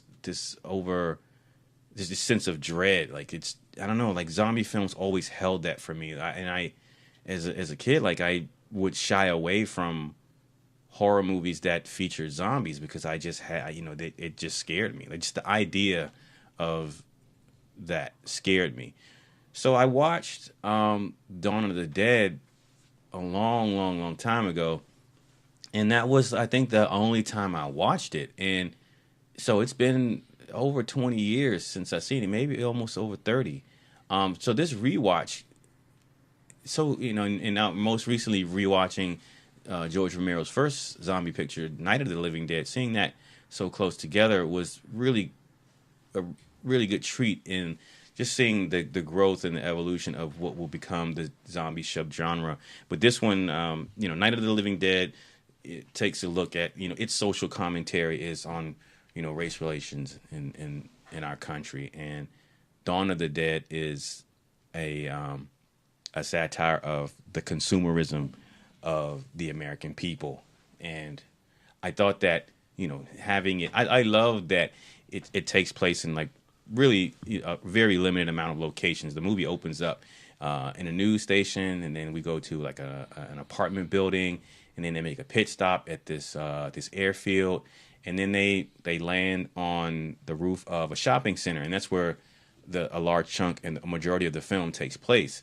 And I've always liked the idea of, if a zombie apocalypse happens, holding up in a mall, because that's everything you need in a mall. And, especially if that mall has a Best Buy attached to it or an Apple store inside. Orange Julius. Yeah. Just feeling like you have all your creature comforts. And I don't know, maybe that's the thing that the movie speaks about. I guess I never thought about it until now. But the fact that I think that that's where I would go, I think that that's a good idea, and how I just got excited about the idea of a Best Buy being attached to the mall that I'm holding up in. You're just looking for an excuse to hold up in a mall. Right. So maybe that's what the movie it's talking about. Because in the film, these zombies particularly, they are able to hold on to some recollection of their human selves, their human lives, their human habits. And so the zombies that are in this film that flock to this mall in their human state in their lives, they were people obviously who frequented the shopping center and spent money and were consumerists. And so consumerism was important to them in life. So in death, it was something that they were drawn to subconsciously, I guess. And so I like the idea of that. The cast of characters are a group of characters that initially I thought I was going to be annoyed with. I hate the trope of, there's a basic, again, what you outlined in that in your article, Lisa. I hate the trope of like, a group of characters getting together. You have your good guy, then you have your risk taker guy who's abrasive, and you have your the asshole character, and then you have someone who's bit, who hides it or is bit, but did they're going to change later on. And so like I thought that this group of people were going to fall into that, but being the second main big film in the zombie subgenre, if I'm not mistaken, early on it kind of goes away from what would later become the established one of the established tropes of the zombie film, in that there aren't really any. There's no asshole character who you go, you know what? I can't wait for that guy to die. He's gonna definitely die because he's being a dick right now, and he's gonna get the group killed. There are no people. There's not one person in this group that fits that description. And from the outset, I mean, not everyone gets along immediately, but the main two guys, the two cops, the two SWAT team guys, they hit it off quickly. And then the pilot, that's the guy that I was assuming was going to be the asshole guy. He turns out to be great. Like everyone in the group, they quickly get on the same page and learn to work together. No one's making stupid decisions at the behest of the rest of the group, or to the detriment of the rest of the group that I can remember. So really, what ended up being the downfall of this group was, I mean, the zombies, but also the gang that came in the last act of the film. It wasn't something, the group didn't break down from the inside out, basically. And like, I really appreciated that. If you haven't seen the film, I would definitely say it's worth a watch. Even if zombie subgenre is not your thing, I think that the social commentary in it, something that George Romero would use in his other zombie films. I think that in it of itself is worth giving it a watch, just to see how genre films can be used as a vehicle to talk about, and can be a mirror for our then society and even now current society. As I sit here, a champion of the Apple Store, I don't know, like there's something endearing about it. So when he passes and all of his fandom, erupt in tears, and there's this huge outpouring of mourning and support and just showing love and tribute to him. Like I understand why, because it was more than what Attack of the Lederhosen Zombies. It was more than just goofy, fun, silly entertainment. Not that there's anything wrong with that. I mean, there's always room for a cheeseburger. But like when you have something that has lasting appeal, that speaks to a society, that has something to say, and the fact that it can be done in the guise of a monster movie, I think that's really important. And I'm glad that we have the art form and we have artists like George Romero who are able to tell those types of stories. I think the heart of the zombie film and in the DNA of the zombie film is social commentary. Yeah. That we're supposed to look at that, watch a zombie film and go, well, am I a zombie or am I part of the panicked horde? And when do you know, when you've gone brain dead? When do you know? Right. And that's part of that's like one of the weird things about Lederhosen Zombies or other zombie films that take that away. Right. You feel that soullessness of it. Yeah. But I do think that social commentary and zombie films are meant to be one and the same. Yeah, yeah, and you look at stuff like the huge phenomenon that The Walking Dead is, and a lot of it's the drama and the characters that you fall in love with. But I mean, ultimately, it's it's that thing where the real monsters of the world that walk the earth are the people who are still of our flesh and blood and still who breathe oxygen, who make horrible, choices and decisions and acts upon fellow human beings, as opposed to a zombie who's not doing it out of malice. Right. He doesn't even know why he's doing it. But us who have free will and free thought, who choose to do these things. And so there's that, because again, the band of the Raiders at the end of the film in the third act of Dawn of the Dead, I mean, they know what they're doing. They're purposely going in there just to cause chaos, just to cause havoc, just to take jewelry. They're robbing. The Raiders in the film are robbing the zombies in the film. The Walking Dead, who are still adorned in jewelry, they're taking the jewelry off of zombies. So just seeing that visual, just seeing how people who are they have that ingrained in them, this materials and just this lawlessness. I don't know. That's something to be said about that. So that was a really appreciated screening. I really enjoyed watching that, and also because we have all these anniversaries coming up. It's the Close Encounters of the Third Kind 40th anniversary. T2 just had an anniversary. We got the anniversary of RoboCop coming up soon. But Close Encounters of the Third Kind, I just watched that on the big screen. Was this your first watch? No. Okay. I've seen this one. I've seen before, but it's been a long time. And again, I'm taking advantage of the fact that we live in a time where I can see this movie once again projected on the big screen. Because I don't know that I've seen it on the big screen. It came out in 78? 77. 77? I was 1, so I did not see this on the big screen when it came out. So this is my first time seeing it on the big screen. And I wanted to take advantage of that.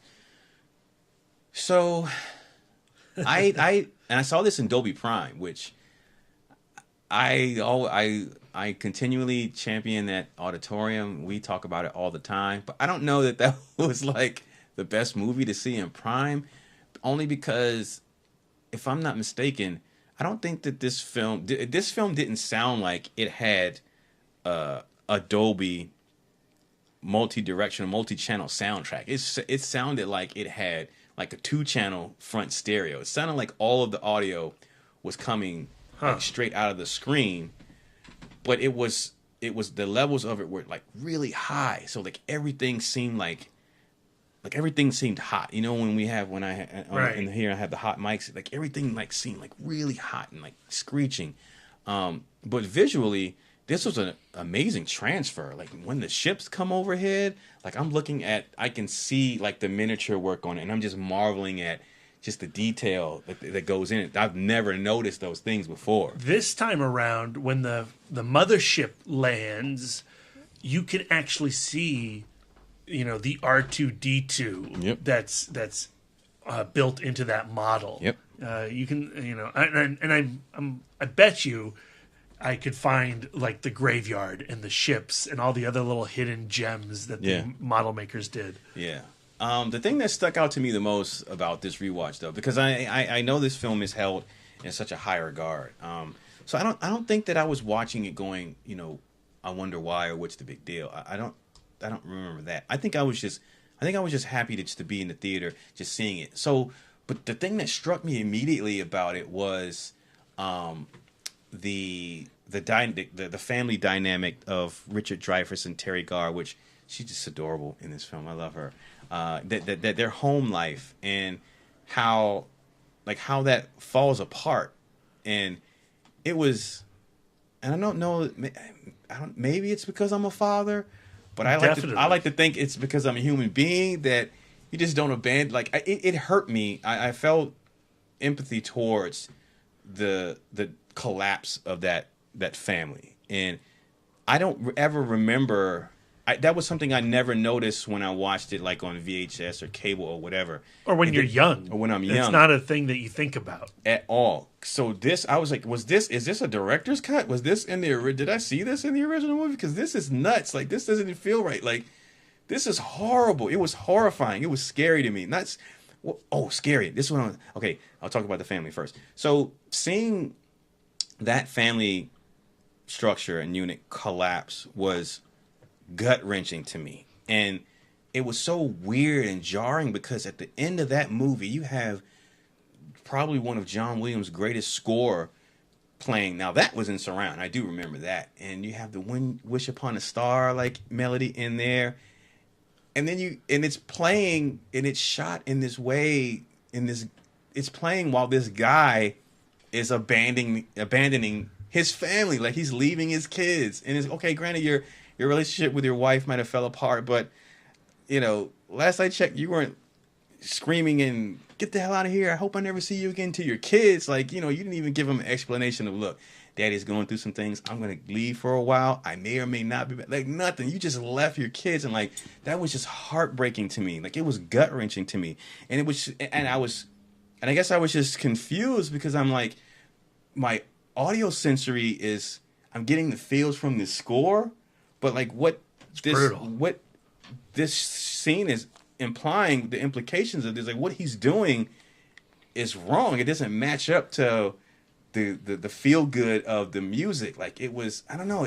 And I'm at that point, I'm like, okay, like what is Spielberg saying? Like, is he okay with that? Is it this beautiful, magical, wonderful thing that he's leaving his family? And if so, like why are you saying that? Where does that come from? So it left me all fucked up, basically. I mean, I do think that the ending of the movie does have this bittersweet thing because he is abandoning his family. You're supposed to feel that way. You're supposed to feel that way. But I also watch this film and the character of Roy as this symbol of mental illness and the fact that, he is mentally and emotionally being ripped apart. Tortured. Like that scene where he is in the shower and he's just letting the shower run over him and he's crying to his wife and going like I don't know what's wrong with me, and she is screaming. And the child witnessing this. And the child is heartbroken and she is screaming at him.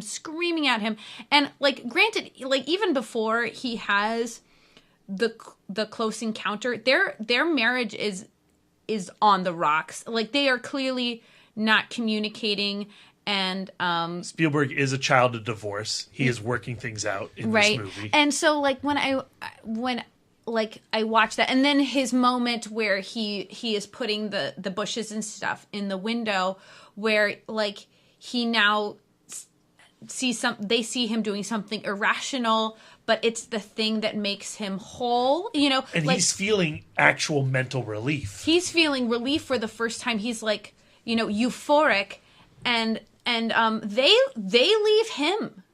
Yeah. She takes the kids and she leaves. Like she has to leave. True, but like the fact that take the aliens away, he's having a mental and emotional breakdown. He is psychotic and mentally ill, and she thinks it's about her first and foremost. She goes, "Well, this is clearly about me. We should see a family therapist."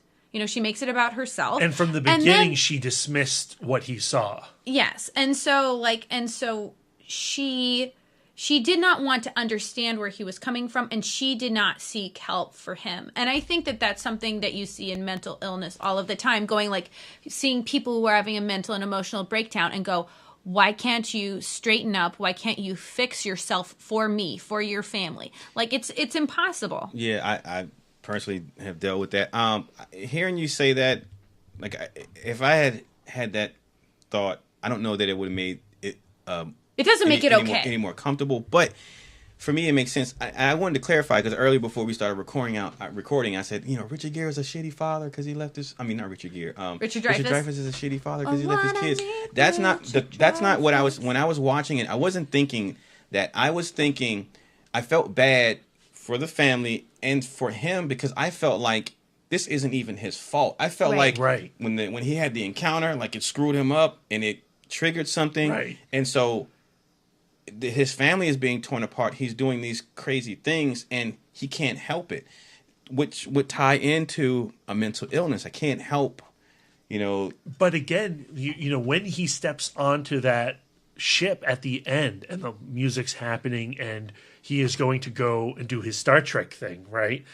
You can't forget the child in the doorway crying and his brother behind him furious and tearing shit up. And those two kids are damaged right from the events of this movie. Right. So when he goes on the ship at the end, I wasn't thinking, how could you do this, Richard Dreyfuss? Because I felt like, man, the tragedy of it was like, this is not even his fault. His family is being destroyed all because of these freaking aliens. Yes, I was like Spielberg, like, again, why, like, what does this mean? Why are you saying this? Well, Spielberg has said since making this movie, you know, he made it before he had children of his own, and that he probably would write a different ending to this movie as a father. But as a single filmmaker and as a child of divorce, this is what came out of him. Yeah. And, you know, it feels honest. It feels genuine. It feels tragic. It feels like I still feel the wonderment of it all, but it's, I think, an incredibly rich emotional experience. And you're supposed to feel all those things. My favorite scene in the movie, and it's the most heartbreaking scene in the movie to me, I think, is when he's at the table and right when he's at the famous scene where he's messing with the mashed potatoes or whatever, and he's done, and he looks up and his wife's looking at him like, okay, what are you doing? And the kids are looking at him, he's crying. And he puts his hand down, and the shot is a profile of him, but it's a front shot of his son sitting next to him, and his son is crying, and he apologizes. Like, man, like that just when his son is crying to see his father going through that, knowing that his father's going through something, but maybe not necessarily having a full understanding of it, but because that's his father, that's his flesh and blood. Like, I know when you aren't right. Like, and Richard Dreyfuss, again, tragically feeling like, I'm sorry. Like, I can't help it. Like, I don't. When you it's just look heartbreaking at to me. Early Spielberg, you know, Jaws, Close Encounters, Raiders, E.T. They're such magical movies, but Close Encounters is like the most real and brutal experience. Yeah. And we forget about that because what we remember is the big mothership. Yeah, in the music. I love the mothership. I love the fact that music is uniting worlds.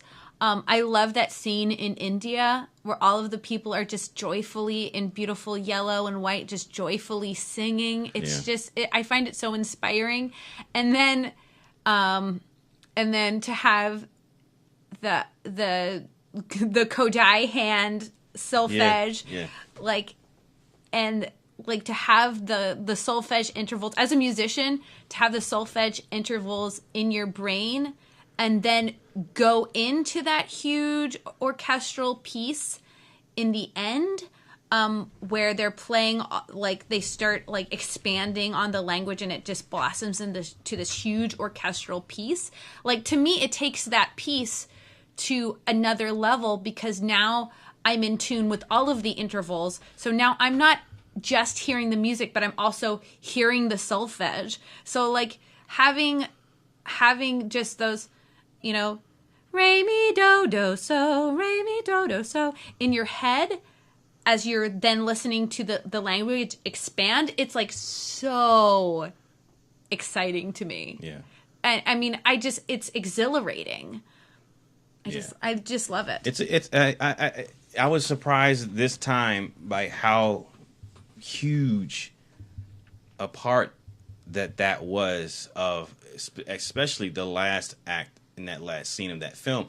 Because again, not having seen it for so long, I just only remember I just remember the lights, and that's how they spoke. I didn't, again, and as a kid, I'm not thinking about the complexity of that and the connectivity. And the fact that it's done in orchestral colors. It's not done in like robot beeps and boops. They're orchestral, beautiful colors of sound. So when I talked about my rewatch of T2, I said that after watching the film, you know, I get people's fandom of it, but I just didn't see the influence like later on in our pop culture. I didn't see like what the big deal about it was as far as like having such long reaching and such lasting appeal. But when I watched Close Encounters of the Third Kind, the beauty in which the interaction and how different it was from normal like science fiction films, invasion films, when there's contact that's being made. Like my first most recent thought went back to Arrival, when you see how the science fiction is smart and how communication is used in a different way. Definitely. Communication in the smart way that it is constructed and told in Arrival is just, I mean, well, I think it's birthed from the last act in the scene in Close Encounters, when they're making their contact and communication via music. And so, and there's oddly enough, coincidentally, there's at the beginning of your screening, did you have the featurette with Denis Villeneuve on there? Sure. And he talked about how that, I mean, I don't think they showed anything specific from Arrival. But obviously he had pulled stuff from that movie. You can feel, like I can feel it. I also just think about the X-Files when I'm watching this movie. The cold open of this film where they find the planes and the mystery of the planes and the mystery of the ship in the desert, in the Gobi Desert. And how the X-Files desperately just wishes it was Close Encounters. And, you know, that Bob Balaban and Francois Truffaut, how wonderful they are as an investigative team. And really, you could have an entire film just centered on those two guys. Yep. So, I appreciated that. Real quick, I have to touch on, we had an amazing experience at the Alamo Drafthouse in Winchester, again, as we always do.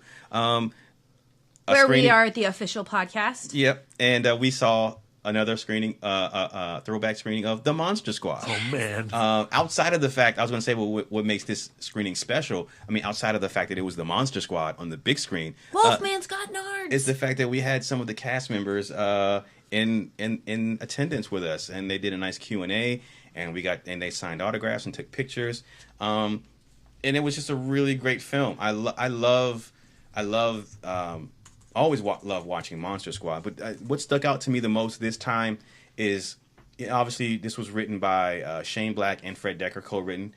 You can see, you talked about how Spielberg put elements of his divorced family in Close Encounters of the Third Kind. I really feel like Shane Black either has or wanted a strong connection with his father in his life as a kid, because all of his, Last Boy Scout, The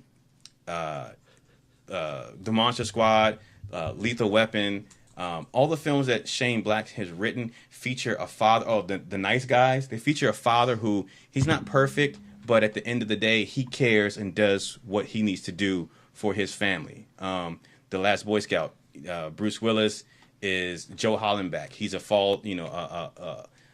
guy who's fallen from grace. He's a down on his luck private eye, but he has a daughter, Darian, and his marriage and is falling apart, but he has this, and he wants to keep this strong connection with his daughter.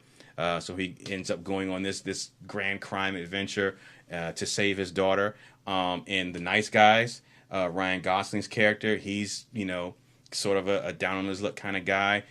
He's not perfect, but he does care and love for his daughter. He wants to do right by her. And in The Monster Squad, Sean's father is a good cop. He's suffering in a broken marriage, and it's falling apart on the verge of divorce. But at the end of the day, he wants to do right for his son as well. So you have all these fathers who, they aren't perfect, but in the eyes of their kids, like, they're the hero. And me, that's my life. Like, my father is my first superhero, and everything good I have in me is for him, no matter what he's gone through. And he's gone through some shit. He's gone through stuff that I will never know, but that's because he wants to make sure I'm okay first. And I dig that about Shane Black and all of his scripts, that he has these types of fathers in there. And so this was something, watching Monster Squad this most recent time, that I noticed, like, man, like, all the dads in Shane Black's films, they're cool dads. Like, we had the moment when his father was on the roof with him watching Groundhog Day, Part 12 with his son, like, just wanting to give his son the best and be there and protect him, even though his marriage is falling apart. Which, that was another thing that I didn't realize until this go around, that his mom was about to leave during that scene when meeting adjourned, when Dracula blows up the clubhouse. Bags are packed on the door, right there by the door on the way out. Like, I never noticed that until this time. Such a great movie. I watched this film more than any other, film of its like when I was a child. I watched this more than The Goonies. I watched this more than Explorers or The Last Starfighter or any of those kinds of films. This is the one that I just return to over and over and over again. And I've seen it on the big screen multiple times now because we live in such a cool area. But to see it with Andre Gower and Ashley Bank and Ryan Lambert, and then afterwards, they had a great Q&A. Faye led an awesome Q&A, and Film Club had all kinds of questions for him, and they were all answered. But after that, getting to meet with those three, and then to have our photo, and I asked them, I was like, hey guys, could, we all do like the Van Helsing thumbs up together? To do that thumbs up for that photo was a childhood dream coming true. I, no joke, felt like I finally belonged in the Monster Squad. Yay. Like I was accepted. Yeah. I know that you can only kill a werewolf with silver bullets, and that Frankenstein is the doctor, not the monster, Brian. Yeah. I know those things. I would have gotten in back then too. And they're genuinely cool people. I mean, they were very appreciative of just the level of success the movie has since, it gone on to cult status. And they were, really personable and open to talk about stuff. And, they weren't rushing us along. I got to tell Ashley Bank my little anecdote about my sister's nickname being Phoebe because of Monster Squad. They were all kind. Rudy, I told Rudy, I was like, Rudy, you were my favorite because, like, I love how Rudy seemed like he would be the bully character, but he was the older character, and he was the cool guy, and he was nice to them, and he never made them feel bad about being outsiders, about being into monsters and stuff like that. He never made them feel bad about that. He accepted them, and I thought that was awesome. So that it just made him even more cool. He smoked cigarettes and on a bike at school. But I thought, like, Rudy's accepting of them made him the coolest. I love that story he told. Somebody asked him, like, well, how many cigarettes did you smoke on set? He's like, I don't know, 3 packs a day, because he was already smoking at that age. Yeah. That was awesome. So yeah, that was a really good time. So again, thank you, Alamo Draft House and Psycho Cinema, for hosting that. So that's gonna do it for us. Brian, you good? You awake? All right. What do you got coming up this week? It. Is that this week? Yeah, I think I might check it out. I'm not excited about it, but I'll check it out. He's saving all of excitement for next Thursday with Kingsman. Okay. Well, that's 2 weeks. Well, 3 weeks from now, yeah. Oh, time doesn't exist 22nd. to me. Yeah, that comes out the 22nd. Okay. I'm like eternity. Everything is happening at the same time. All I know is this first It might be okay for you, but that second It, Spider Problem. Oh, that's the second movie? Oh, yeah. Maybe. I'll skip that. I'll watch it first. I'll let you know right, when cool. to hide your eyes. It's not SF. All right. You can be found at the Turtle Dork on Twitter, at the Turtle Dork 1 on Instagram, and at Brian William Young on Facebook. Yes. Wife Dork. Yes. You'll see me next weekend at Genre Blast. Yep. Super stoked for that. I'm gonna watch it. Yep.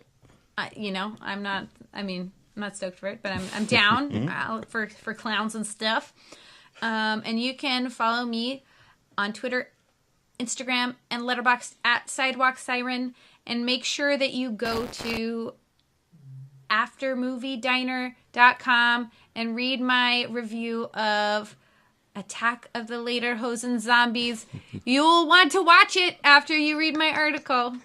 All right, Brad. Watch the trailer first. Yes. You can find me being down with the clown on all social medias at MouthDork. I'm super excited about it. Like, I wasn't expecting to be, but I'm really excited. Yeah. I'm cautiously optimistic. I'm nervous because everyone's hyping it up. I hope it's as good and as scary as people say. I really want it to be. I hope it. Like, Brad and I just watched the It miniseries, like the original, and the trailer doesn't seem to have the adult storyline. I guess it's just part 1. Yeah, the next movie will be the adult stuff. Oh, okay. Well, so that's exciting because the kids stuff was my favorite stuff anyway. All right, and I also will be at Genre Blast. I will be checking out it, and I'm looking forward to RoboCop on the big screen again. Yay! Oh, I saw it. The first time I saw that was in the theater, at a very inappropriate age. We've seen that at the Alamo already together. I don't think so. No, it wasn't. It was at It was at that AFI? other one. AFI. Oh, okay. But I wasn't there. Oh. We were there with with lots of people? With somebody else. Yeah. Who was that? If you're listening, let us know who you No. were. Was it Liz and Jimmy? Maybe. But it wasn't disco. It wasn't. But I will be there this Sunday, so I'm looking forward to that. In the meantime, in between time, you can find me at the Disco Dork on Twitter, Instagram, Facebook, and Letterboxd. Be on the lookout for our homework cast on Wednesday. That is Tony Scott's Domino. Yeah! And then on Friday, in honor of it, we will have a fistful of Stephen King. All right? And be on the lookout for our upcoming ItMod Film Club, which should be in a few weeks, I think. 2 weeks, probably. 2 weeks, yeah. And Unless I get another migraine weekend, which would be terrible. We don't want that to happen. No. Don't put it into the universe. That's going to be Guy Ritchie's Lock, Stock, and Two Smoking Barrels, a.k.a. Guy Ritchie's badass debut film. Do not wait until then to watch it. Watch it now and use the hashtag ItModFilmClub. Have some cues. Make some comments. Make some comments. Yes. Hashtag Nerdist. What is a quimmin? It's a question and a comment. Oh, okay. And also, well, we should have some proper genre blast coverage, maybe, right? Are we doing stuff? Yeah. Yeah. All right, so be on the lookout for that. That's going to do it for us. Thank you all for listening. Enjoy the rest of your week. And until next time.